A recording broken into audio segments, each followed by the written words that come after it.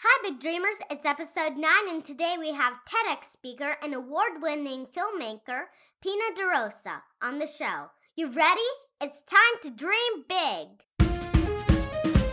Welcome to the Dream Big podcast show. We're inspiring you to shoot for the moon, take aim and go. We bring to you amazing guests who truly love what they do. Every day they're living their dreams, and so can you. Dream big, take action to reach your goals. Are you pumped yet? It's showtime, let's rock and roll. Welcome to the Dream Big podcast show.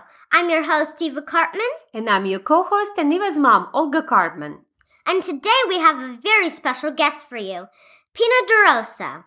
Pina is a dear friend of mine, and I'm so proud of all the incredible success she's had as a speaker, filmmaker, and coach. She's amazing. In this episode, Pina tells us about her journey to America, some of her ups and downs along the way, and how she found great success in living her dream. Pina talks about the power of saying yes, and we created personalized download that you can get at dreambigpodcast.com/9 that will challenge you to say yes for 7 days. It may take you a little out of your comfort zone, but you'll definitely grow from that experience. As a reward for taking action, you will get an entry in our monthly drawing to win a $50 gift card for Amazon.com and 1 month's membership from our sponsor, the Postpal Club. Our customizable Say Yes challenge is 100% free, so check it out at dreambigpodcast.com/9, where you'll find instructions on how to enter the drawing as well. Also, I'd like to announce that the winner of last month's drawing is Lisa Stern from Denver, Colorado. Congrats to Lisa, and thank you for taking action. Congratulations! With that news out of the way, let's roll the tape of our amazing conversation with Pina Rosa. Hi, Pina. Hello! Hi, Eva. Hi, Olga. Hi, everyone. One of the reasons we're so excited to bring you on the podcast is that you are so good at so many things and have so many passions. You're a speaker, an author, and a filmmaker.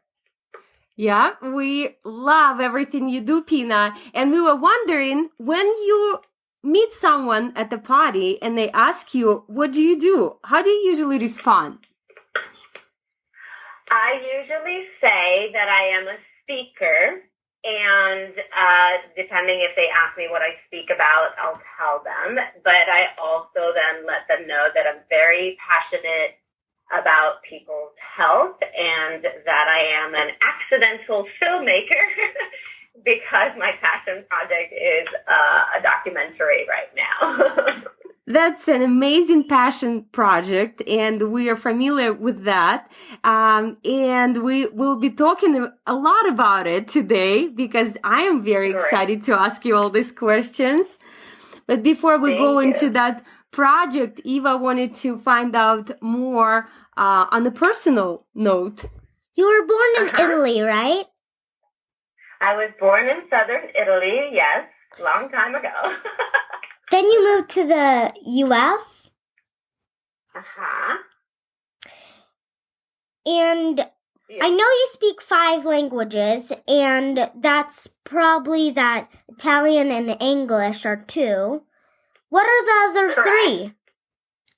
The other 3 are French, German, and Spanish. That's amazing. And I know you speak other languages too, right? You speak English and Russian, and only a little bit of Spanish and Hebrew. Amazing! See? Tina, what is your fascination with languages? It's not easy to learn languages. It's hard work. Well, just like Eva right now, she already speaks, 3.5 or 4.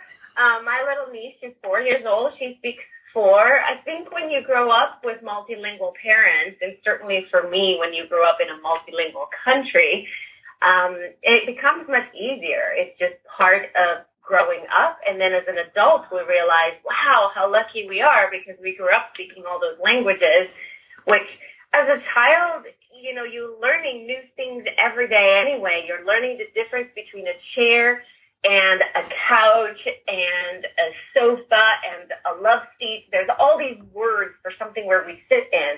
So whether the word is in Italian or whether it's in French or German, we're just learning a new word, basically. Right. And as adults, we Pina know that traveling is the key too. So little kids should be encouraged to travel and meet new people. And regardless if they speak the language or not, they should start communicating. And at least going to a new country, they should know at least a couple of words of the new language. You're absolutely right. When I travel to China, for example, or I travel to countries where I don't speak the language, I always look up the word please, thank you, and usually I look up the words for salad or chicken or pizza, so I know what I'm ordering and I can say hello. Exactly. Yeah. That wouldn't be helpful if you weren't knowing what the word was. You to the menu and you're like, what am I ordering? I don't know. And then, just say hello, how are you? Even if I don't understand the answer, at least I'm making an effort to speak in their world, to speak in their communication language. is very important. And also you can make new friends and have fun. Exactly. Exactly. And traveling, Eva, I think is the best thing that my parents did for me when I was a kid. I traveled so many places. Right now I've almost been to 50 countries. And to me, I think traveling is even better than school, as amazing as school is, because traveling, you get to meet new people. You get to go to the supermarket and see what do they have for breakfast. You get to go to the post office. What do their stamps look like? You get to, pay a little souvenir and see what do their coins and their bills, what does their money look like? And that opens up the mind to a spirit of adaptability and openness, so that in the future, at least for me, when I find myself in situations that are not the same like at home or like when I was growing up, it really makes me more adaptable and flexible because of all the traveling that I did as a kid that opened me up to all these differences around the world. I agree, Pina. At the same time, knowing that you moved to the United States at the early age, I'm sure all these qualities helped you a lot. But I know exactly that you had a lot of challenges, as many of us immigrants, right? I came too when I was 21 years old. So what helped you to persevere? What helped you to overcome these challenges and helped you to go on? I think because when we're young, especially, we have much less fears, or at least for me, I felt like I was fearless because I was 18 years old when I moved to this country and I was living my dream.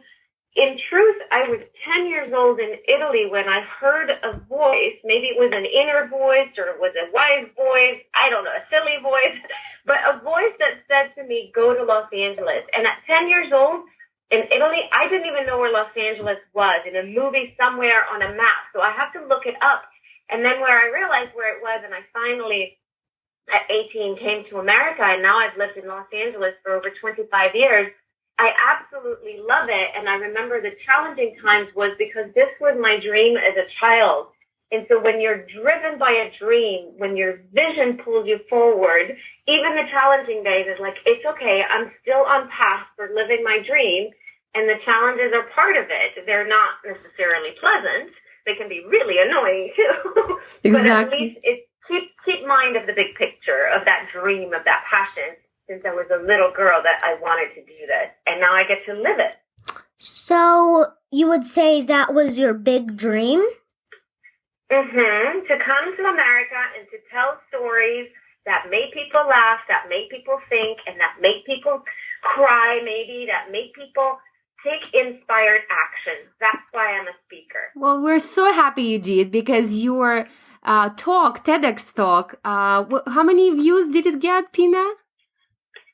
The first one, almost 200,000 views. We're Wow. almost there.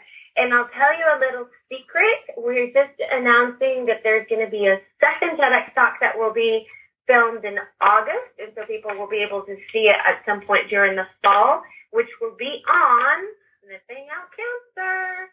Wow! We will do that. Amazing.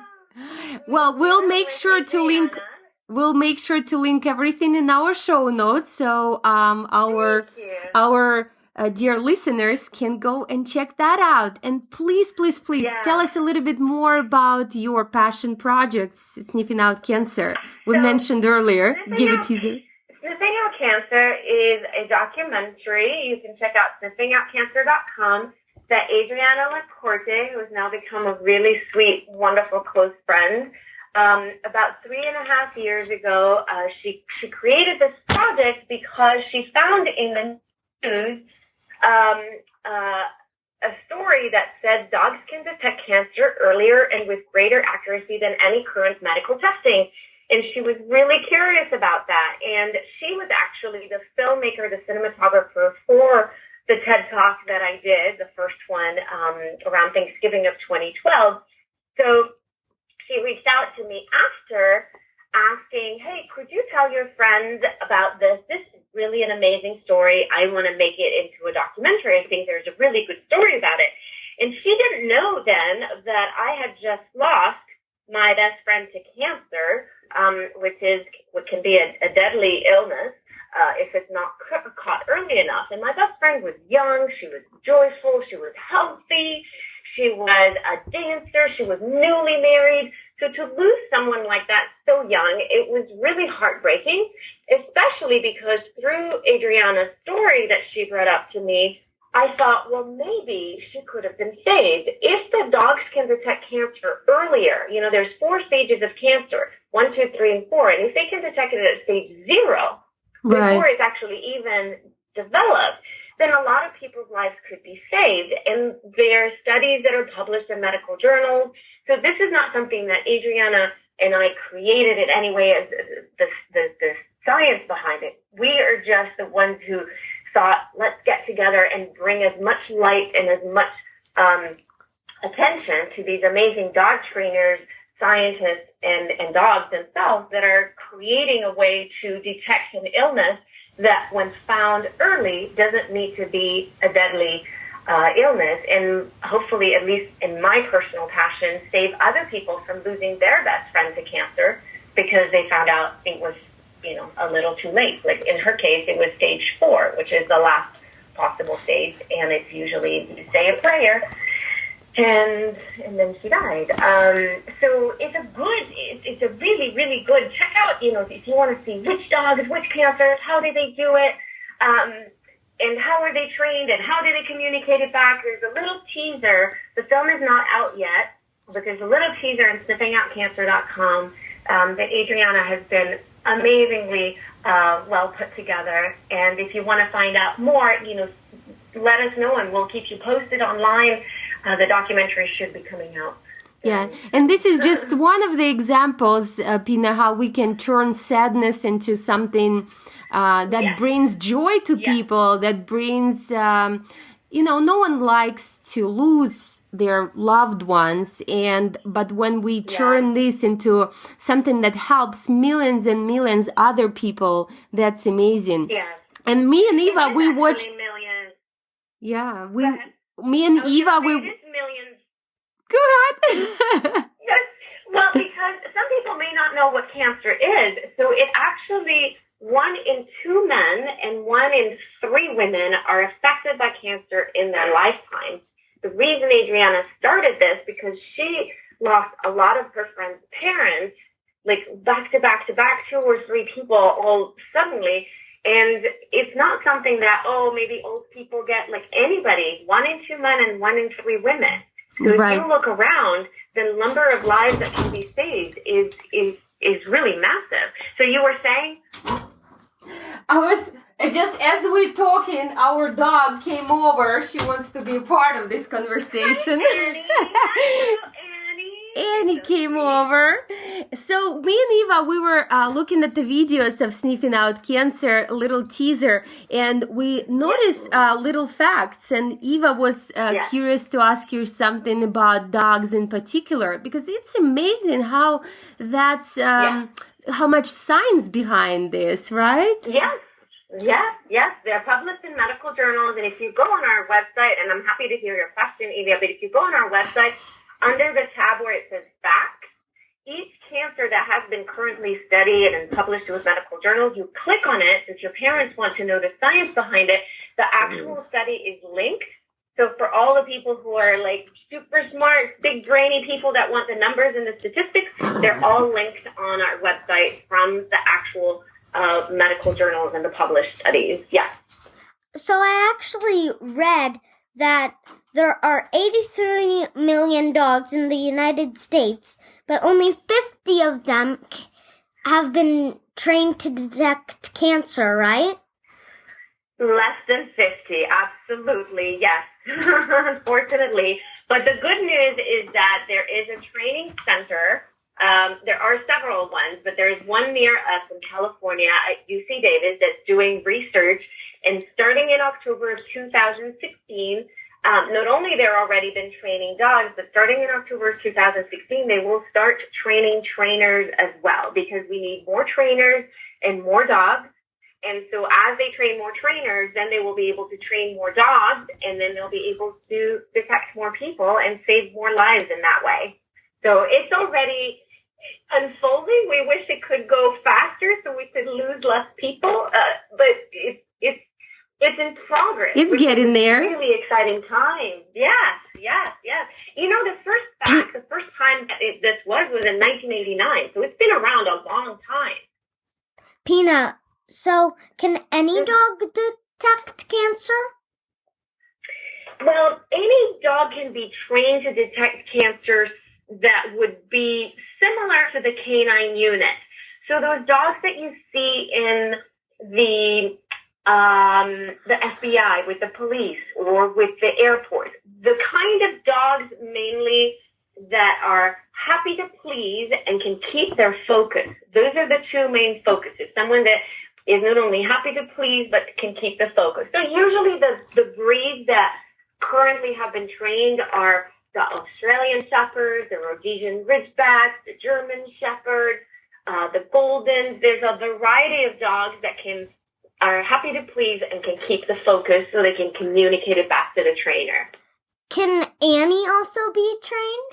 Our Maltese and Shih Tzu. Probably not. She's a little teeny dog. And usually the smaller dogs, they're happy to please, but they don't keep their focus as long as the bigger dogs. That's so Yeah. true.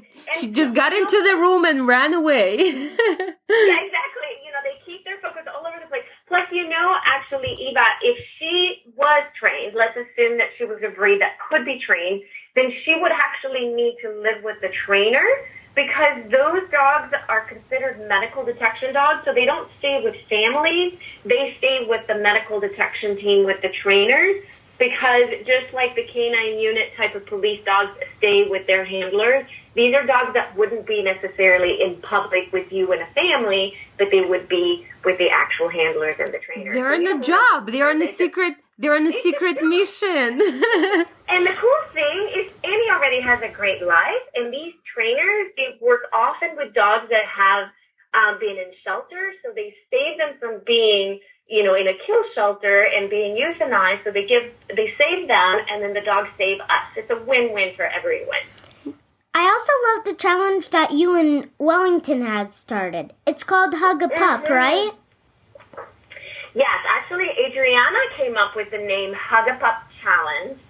Similar to a couple of years ago, there was the ALS Bucket Challenge, where everybody was putting their ice bucket. Oh, yeah, I did that challenge. I know. I saw that video. You did. I think everybody in the world did that challenge. I was traveling in Greece 2 years ago, and people were doing the ALS Bucket Challenge in a small island in Greece. It was amazing. It was so cold. It was. So Adriana thought let's replace the ice, cold ice, with a cute, fluffy puppy.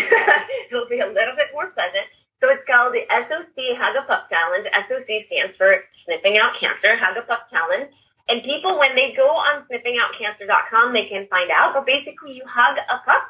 You take a photo with the little Huggabug name, and then you say, you know, what do you love about your dog, or what do you love about your neighbor's dog, if maybe you don't have one, and then nominate 3 other people to do the Huggabug Challenge. people are invited to donate $20 as it's a tax-deductible donation. And that way it brings awareness to how amazing these pups are and how amazing these trainers are that are doing this work and this research. And then more and more people, and there will be good donations coming in. So it's a win-win-win all across. Yes, what a nice way to show love to our little popsters. Like Annie, she won't do it. She will just run away. Exactly. You actually did the Huggabug challenge a few months ago. It was lovely. Yes, Thank you we for love that. doing that. Well, Pina, we would like to talk more and more. I know you have so many amazing stories, but unfortunately, we have to wrap up our interview. Yeah. We have a couple of more questions to ask you before we go. Very important, and one of them is about our dream big, the name of our podcast. So the most important question, Eva, is what is your Big dream. What is my big dream? I feel like I am living the big dream because it was moving to Los Angeles and tell stories that impact people in a positive way. So my next big dream is through the Sniffing Out Cancer, bringing awareness to these dogs and helping saving people from losing their best friends and their loved ones to cancer. And as a speaker, my big dream is let's have the TED Talk over 1 million views. It will impact the lives of people that watch it. Why not? Yay! What do you think Wellington's big dream is? Wellington's big dream. Wellington is my 11-year-old golden doodle. He's about 10 times the size of your little Annie. And his big dream is a big fluffy Muppet doggy. His big dream, I think, is to live forever because he loves people and he loves cuddling people and have lots of tennis balls. That would be amazing. That's awesome. And endless tennis balls. Yeah. If you had a megaphone and you could say something out loud to your 10-year-old self, what could be the best advice for kids and adults? Yes, bless you for that amazing question, Eva. Because I was actually 10 years old when I first heard that voice that said to me, go to Los Angeles, I would think a megaphone to all the kids and their adults out there would be to listen to that inner voice, listen to your intuition, listen to your big dreams, and follow them. Keep following the yeses. Every time there is a no in front of you, it's a yes to something else. So follow that inner voice and follow the yeses. That's my megaphone. I agree. We absolutely agree, Pina. I know you can actually teach that, Eva. You're that brilliant. I love it. Thank you. For you. having me today. The very last question is, where can our audience find more about you? Find more about me specifically if you go to gratitudeinternational.com. It's all spelled out, so it brings my book, my speaking, my fun facts, coaching and whatnot. And it actually will link also to sniffingoutcancer.com, which is specifically about the documentary that we just spoke about. That way you can find out when it comes out or updates or how to donate or any questions that people might have. They can reach out through us. Also through sniffingoutcancer.com and Gratitude International. And as I mentioned earlier, mentioned earlier, Pina, we are going to make sure to link everything in our show notes so our listeners will easily find everything on our website where we post our For podcast. Little Little ones and the big ones. Yes, both. Yeah. Thank you for being on our podcast, Pina. Isn't Pina great? I hope you all enjoyed the interview as much as we did. To the big dreamers out there, please be sure to check out the show notes at dreambigpodcast.com/9, where you can create your own customizable Say Yes challenge. That's right, and you can create as many downloads as you want, so both kids and parents can take part in this challenge. It's fun when adults do it too. That's right. Again, that's dreambigpodcast.com/9 to get this awesome free personalized bonus challenge. If you complete the challenge, you'll have a chance to win $50 Amazon gift card and 1 month's membership in our Post-Pal Club. Postpal Club is mail with meaning. That's where we send you 4 personalized pre-stamped postcards each month to send to your friends and family. We also feature one child in need of your warm wishes. We have a special going on right now where you can get your first month for just $1 when you enter the code DREAMBIG at checkout. Thank you again for listening, and we'll see you in the next episode. Till next time, big dreamers. Bye. Bye now.